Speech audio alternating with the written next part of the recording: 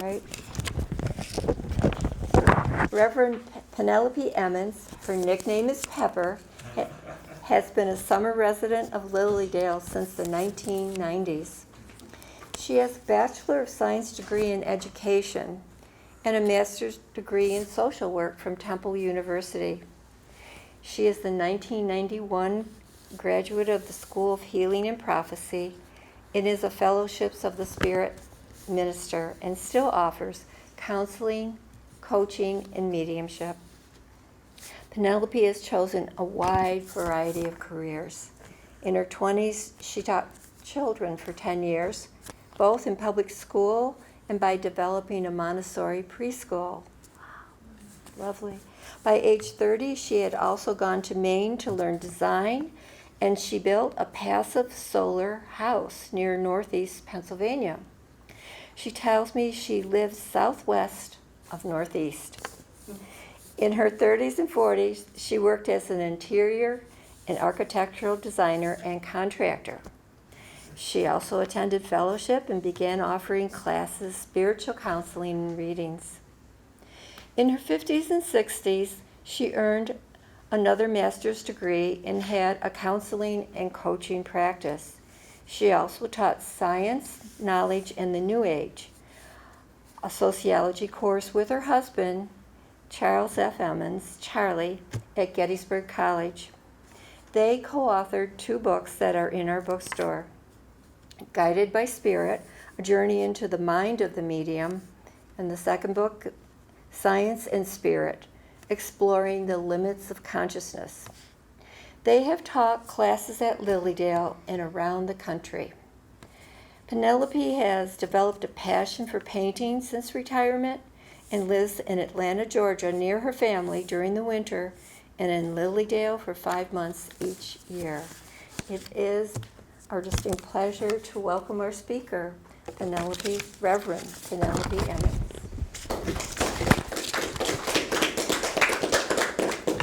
Thank you.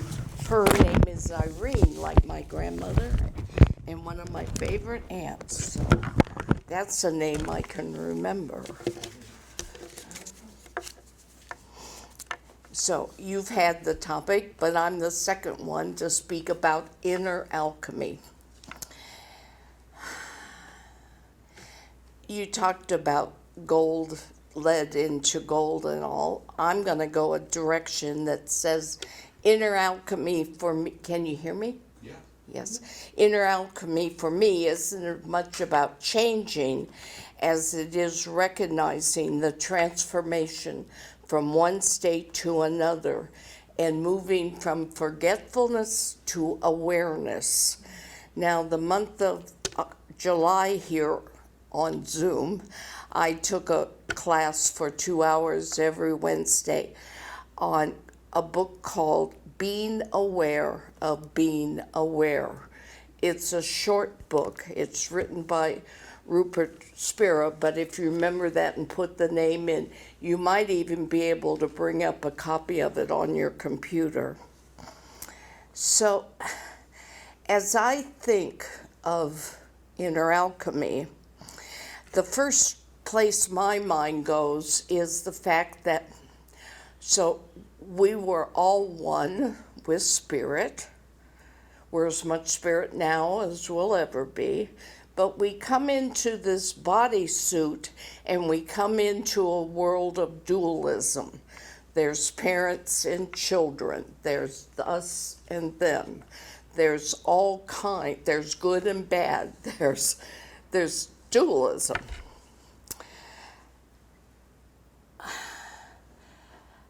As I think, there's God up in heaven and us down on earth, okay? But as I think of the word God, I'm not very comfortable with it because even our hymns that I looked up, there were 10 of them that referred to man, God, Father, Lord, Son, Brother. There was nothing about women, and yet we have more women here in the room tonight than we have men. So that idea of our Lord or God, especially growing up, it was like a big daddy in the sky. Now, I adored my daddy, but it was where I would ask for things. And many of people's prayers, instead of affirming something is true, they're still beseeching prayers, asking for something outside of themselves. So this dualism leads to this idea of us versus them. And I prefer to use the word love rather than God. I prefer the way the spiritualist principles used to read, that we believe in infinite intelligence, but I would even go further. Intelligence has this idea of intellect, and I want it to have the mind and the heart, so I'll just use the word love. And as I say that, I want to share with you my idea of love or God. The first one I had, I can remember sitting on the beach at Virginia Beach and looking at the ocean. I was doing some Edgar Cayce things there. And I recognized a metaphor I had heard that we're all a drop in the ocean, or we're a bucket full of ocean water, but everything that's ocean is us. All right? We're not the whole thing, but we're all the same. And as I sat there, and even now this year when I was up at Lake Erie, I realized I can get caught looking at the waves and the roughness, and I would view whatever issue is bothering me as a wave in the ocean of life. But I understand, and I've done this a lot of times, gone and sunk down to the bottom. If you sink to the bottom of our lake, it's silty. In Lake Erie, it's pebbly, but you go down and it's still. And that's like what happens when we go down and we hit that peace and that quiet and that oneness of just beingness. So that awareness is what I'm always these days trying to be aware of, being aware of who it is I really am and what is really going on.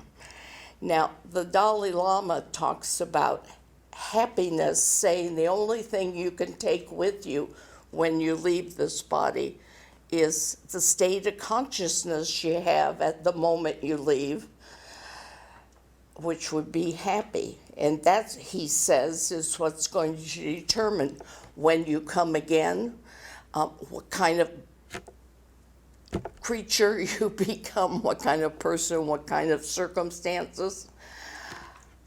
My dad knew that, and he asked me to coach him through his process of going. And he said, "How many times do I go around the earth before I get to come back?" He had some other comments, but I'll leave that out. So happiness, you know, when we think of something like on procreation, the book The Secret came up, something that we get exterior to us can make us happy, but it doesn't last. We get tired of the car or the person or the piece of jewelry. It no longer evokes that same peacefulness and that smile, that happiness. So it has to come from inside of us. And more recently, based on this book, Being Aware of Being Aware, I've been thinking about what am I putting out into the essence of life? And am I projecting what I want in the universe? Or am I reacting and adding to it what I don't want? So I remember back in the 70s, Dr. Avery, I was going to protest against a nuclear power plant on the coast of Maine. And he said to me, The other unconscious mind doesn't have this is true, this isn't. You're only giving energy toward what you're going for. That really hit me back when Martin Luther King gave the March for Men, could be women too, but men, and he had a dream, and we all bought into the dream. But he wasn't going against anybody. He was building energy for what you want. And if I think of God instead of that word, if I think that we're all sky, then we have a lot of clouds that pass by. We have one in my mind going on with the government right now and with wars I can put my attention to, or I can put my attention to an illness that someone has, but I'm polluting the sky when I do that.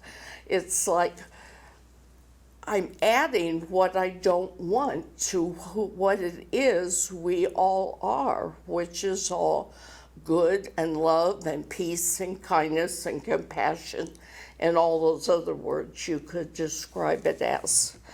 So the inner alchemy from Taoism has a spiritual or essence, it has a vital energy, and it has Shen or spirit. And you bring these in line with the Tao.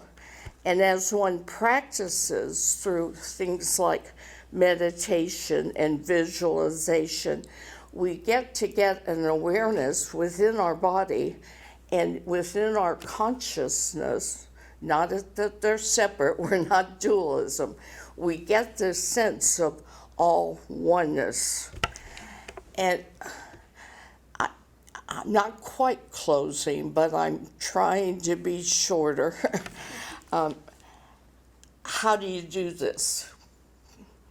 So how do you use inner alchemy to get where we want to go, to this oneness, to being just cloud or being just ocean?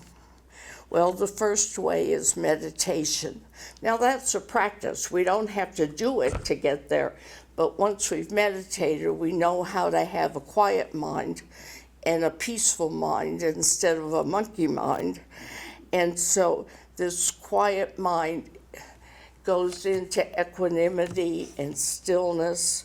We can also use breath work and qigong or yoga, whatever would unite the whole spirit and the whole body and spirit. The next way to get this inner alchemy going would be service. Now, I'm going to take a quick drink of water.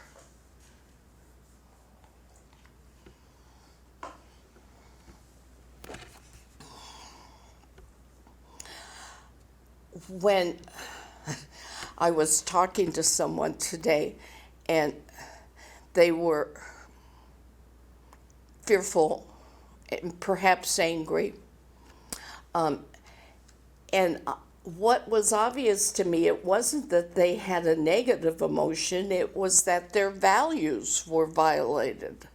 So if suddenly I go into tightness, or I like the way I was annoyed with all the hymns that were all about men, I just stop and say, oh, that's because I believe in equality. That's because I can see how things were written in 1880, but things have changed, so it violates my value.